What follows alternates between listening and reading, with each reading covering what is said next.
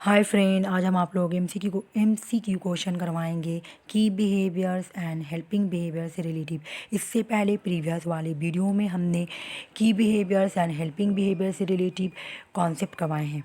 ठीक है, स्टार्ट करते हैं। चलिए, first question, which of the following have been identified as key behaviours contributing to effective teachings. Effective teachings के लिए इसमें से कौन सा की बिहेवियर है ये पहचानना है, यानी आइडेंटिफाई करना है। First option, lesson clarity. ये क्या है? ये की बिहेवियर है। ठीक है, ऐसे आज हम आप लोगों को एमसीक्यू क्वेश्चन सॉल्व करने का एक मेथड बताते हैं। तो ये हमारा क्या है? की बिहेवियर है। ठीक है, क्वेश्चन में क्या मांग रहा है? की बिहेवियर। तो अब हम आएंगे ऑप्शन की तरफ। ओके, तो ऑप्शन में हमारा ए कौन सा ऑप्शन में है? तो हमारा 1 और 2 में, और जिसमें नहीं है उसको एलिमिनेट कर देंगे इस तरह से। ठीक है, फिर आया कॉमन, देखेंगे कि अब कॉमन इसमें कौन कौन सा है 1 और 2 में।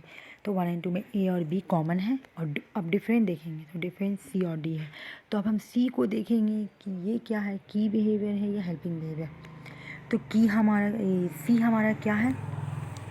Using student ideas. तो ये हमारा हेल्पिंग बिहेवियर है, क्योंकि स्टूडेंट के आइडियाज़ को यूज़ किया जा रहा है। तो अब हम सी जिसमें है उसको भी एलिमिनेट कर देंगे। तो 2 नंबर यानी 2 में सी है, तो अब सी को एलिमिनेट कर देंगे। तो हमारा आंसर बचा 1, यानी ए बी डी। आंसर देखते हैं।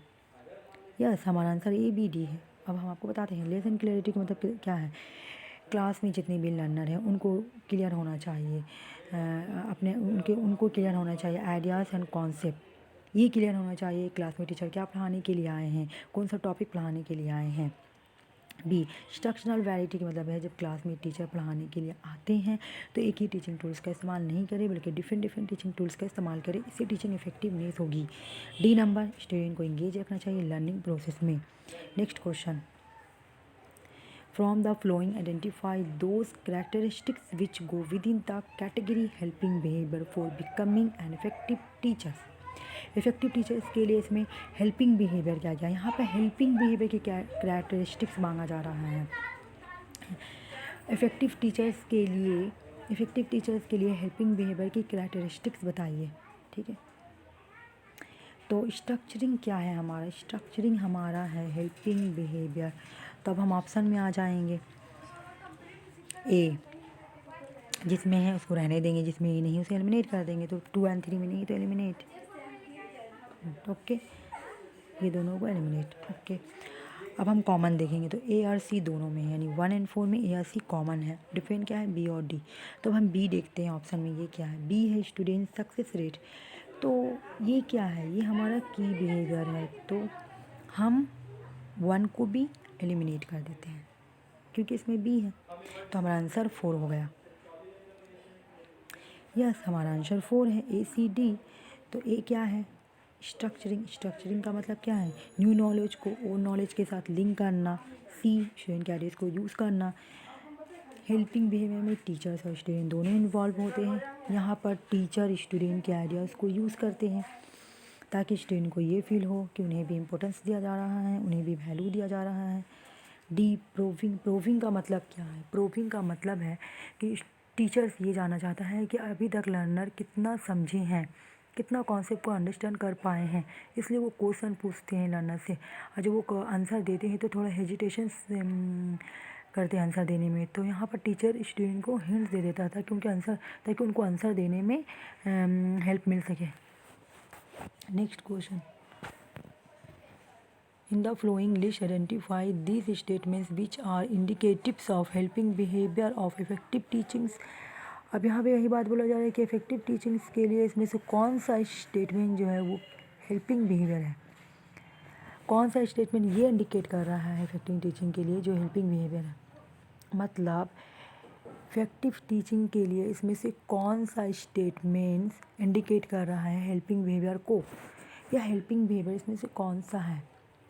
ठीक है, इंस्ट्रक्शनल वैरायटी क्या है? इंस्ट्रक्शनल वैरायटी जो है ये हमारा की बिहेवियर है। Using the ideas of students, ये हमारा हेल्पिंग बिहेवियर है। तो बी जिसमें इसको रहने देंगे, जिसमें नहीं इसको एलिमिनेट कर देंगे। उसके बाद हम कॉमन देखेंगे। तो इसमें से सब है, तो यहाँ पे तो नहीं होगा कॉमन। तो यहाँ पे अब सी नंबर हम देखते हैं क्या है। यहाँ पे डायरेक्ट सी देखेंगे, student success rate. Student success rate ये क्या है, ये हमारा की बिहेवियर है। हम सी को एलिमिनेट कर देंगे तो सी हमारा एलिमिनेट हो जाएगा यहाँ भी और यहाँ भी, यानी 2 भी और 3 भी। तो हमारा आंसर 1 बचा, बी ई एफ। यहाँ पे नंबरिंग गलत दिया हुआ है तो ये हो जाएगा 2 और ये हो जाएगा, सॉरी ये हो जाए मिनट, ये हो जाएगा 3 और ये हो जाएगा 4। तो हमारा आंसर है बी ई एफ यानी 1। देखते हैं, यस हमारा आंसर बी क्या है, स्टूडेंट के आइडियाज़ को यूज़ करना। जैसे कि हमने बताया था कि हेल्पिंग बिहेवियर में टीचर और स्टूडेंट दोनों इन्वॉल्व होते हैं और टीचर स्टूडेंट के आइडियाज़ को यूज़ करते हैं ताकि स्टूडेंट को फील हो कि हमें भी इम्पोर्टेंस दिया जा रहा है और इम्पोर्टेंस दिया जा रहा है और वैल्यू दिया जा रहा है। उसके बाद E teacher effect. The teacher student के साथ अपना बेटर रिलेशनशिप बिल्ड करना चाहता है तो वो कैसे वो बेटर रिलेशनशिप कर पाएगा, अपने जेस्टर्स के थ्रू, अपने आई कॉन्टेक्ट्स के थ्रू, अपने वॉइस मॉड्यूलेशंस के through. F number proving. Proving का मतलब अभी हमने बताया कि टीचर यहाँ पे ये जानना चाहता है कि लर्नर अभी तक कितना कॉन्सेप्ट को अंडरस्टैंड कर पाया है। Next question, identify from the following those features of key behaviours which are contributive to the effective of teachings. Effective teachings के लिए इसमें से कौन सा की बिहेवियर्स का फ्यूचर्स है ये पहचानना है। लेसन क्लैरिटी क्या है हमारा, लेसन क्लैरिटी मतलब ये की बिहेवियर है, यानी लर्नर के आइडियाज़ क्लियर हो। ठीक है, तो ये हमारा क्वेश्चन में क्या हमारा की बिहेवियर। तो अब हम ए देखेंगे कौन कौन सा ऑप्शन में है। तो 1 में एंड 3 में है, किस में नहीं है, 2 एंड 4 में नहीं है, तो इसको एलिमिनेट कर देंगे। कॉमन देखेंगे, कॉमन ए के सिवा और कुछ नहीं है, बाकी सब डिफरेंट है। तो अब हम बी देखेंगे, बी क्या है हमारा, बी हमारा क्वेश्चनिंग है। ओके, क्वेश्चनिंग, तो क्वेश्चनिंग हमारा हेल्पिंग में आता है, तो हम 1 को भी एलिमिनेट कर देंगे। हमारा आंसर सी हुआ यानी 3 ए डी ई। तो आंसर देखते हैं, यस हमारा आंसर ए डी ई है। समझाते हैं, लेसन क्लियरिटी मतलब लर्नर के आइडियाज़ क्लियर होना चाहिए। डी का मतलब टीचर टास्क ओरिएंटेशन, मतलब टीचर ये फोकस करे क्लास में कि ज़्यादा से ज़्यादा लर्नर का आउटकम निकले, और ये भी ध्यान दे कि जब टीचर पढ़ाता है क्लास में तो डिस्ट्रैक्शन आए तो फटाफट उसको हटा देना चाहिए, और ज़्यादा से ज़्यादा लर्नर के आउटकम्स पे ध्यान दे। उसके बाद E engagement in the learning process, मतलब स्टूडेंट ज़्यादा से ज़्यादा अपनी लर्निंग पर फोकस करे, ज़्यादा से ज़्यादा वो कॉन्सेप्ट को समझे, तो लर्नर को इंगेज करे, सेट ऑफ रूल बना दे, इस तरह से वो इंगेज रहेगा। Next question,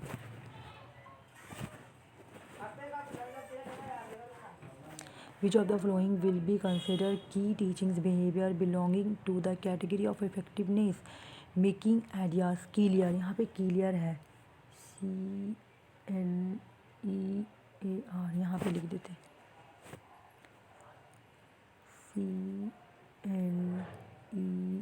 CLEAR clear, making ideas clear to learners who may be at different level of understanding, मतलब लर्नर के जो डिफरेंट लेवल ऑफ अंडरस्टैंडिंग है वो क्लियर होना चाहिए।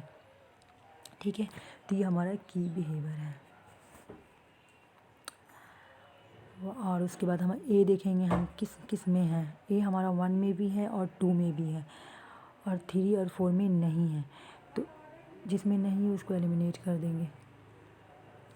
ओके, उसके बाद कॉमन देखेंगे, ए और बी कॉमन दोनों में है। जो डिफेन क्या है, सी और ई। तो अब हम सी देखेंगे क्या है, यूजिंग स्टूडेंट आइडियाज़, ये हेल्पिंग बिहेवियर है, तो हेल्पिंग बिहेवियर यानी 1 को भी हम एलिमिनेट कर देंगे, तो हमारा आंसर 2 हो गया। तो हमारा आंसर 2 हो गया, यस यानी बी।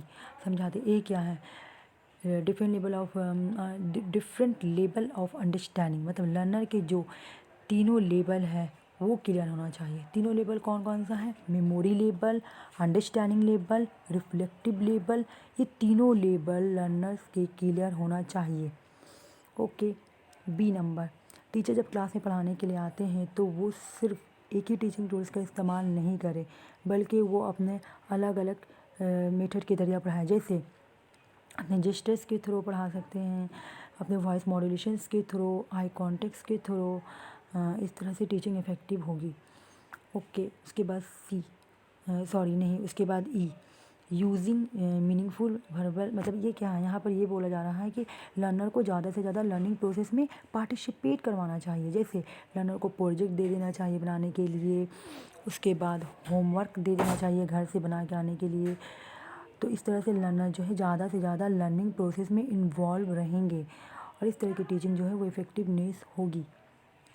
ओके, ये 5 क्वेश्चन कंप्लीट हुआ। इसके बाद जो वीडियो आएगी वो रिसर्च के टॉपिक से रिलेटिव होगी। Okay, bye.